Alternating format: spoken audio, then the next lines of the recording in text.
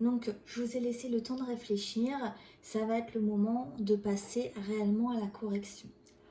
On a d'abord la mise en place des couches B.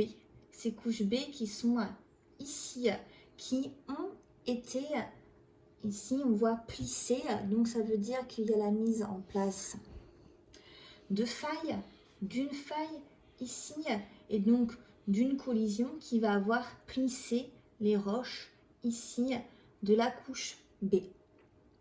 Par la suite, on a la mise en place du granit.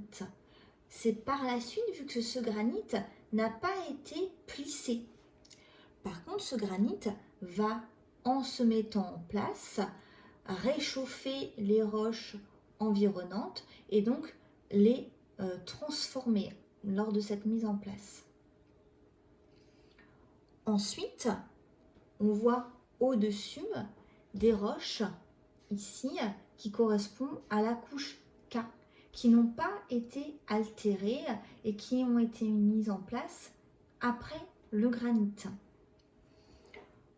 Enfin, on a notre couche, nos couches J ici qui recouvrent les couches précédentes.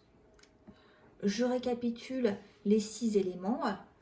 Couche B, la faille qui engendre des plis, la mise en place du granit, l'altération des roches à côté du granit, la mise en place des couches K et enfin la mise en place des couches J.